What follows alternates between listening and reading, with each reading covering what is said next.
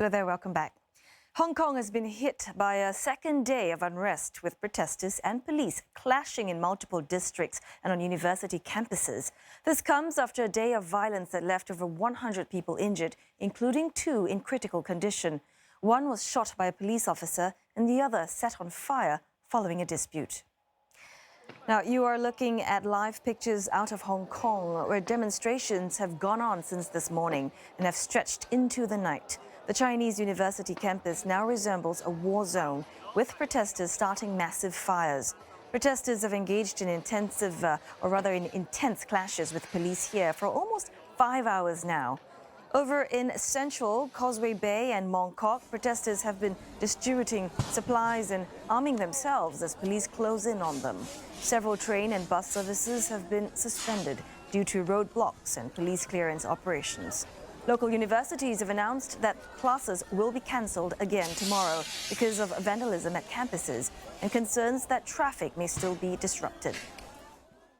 Earlier today, parts of Central resembled battlegrounds as protesters engaged in running battles with the police. Some demonstrators threw bricks as officers fired rounds of tear gas. Thousands descended on the Central Business District, chanting slogans as they marched down main roads. Skirmishes were also reported at university campuses in Kowloon Tong, Sha Tin and on Hong Kong Island. Activists set a vehicle on fire at Chinese University and was seen hurling bricks and petrol bombs at officers.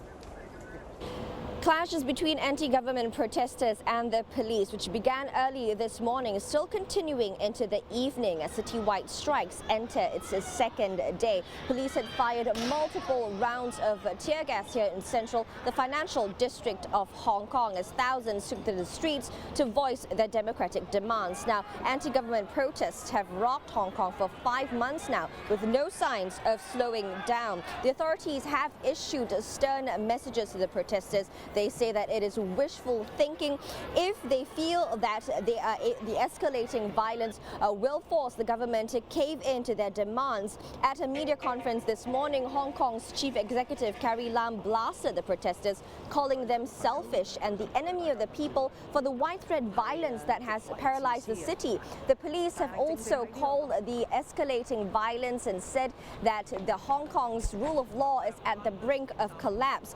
They say that many of these acts by protesters are random and murderous. They said many protesters had set up barricades and more dangerously thrown items from bridges, hitting very innocent people along the way. More than 280 arrests have been made just yesterday alone, and many more arrests are expected to be made today and tomorrow as protesters plan to strike the city once more on its third day of citywide strikes. Afifa Arifin, CNA, Hong Kong. Well, meanwhile, China has backed the Hong Kong police force after an officer shot a protester during yesterday's clashes. This comes after a number of international governments criticized the police's handling of the demonstrations. 无论在世界任何国家，抢夺警察的枪械，攻击正在执法的警察，威胁正在执法警察的人身安全，都是绝对不被允许的，也必然会 受到警方的强力反制。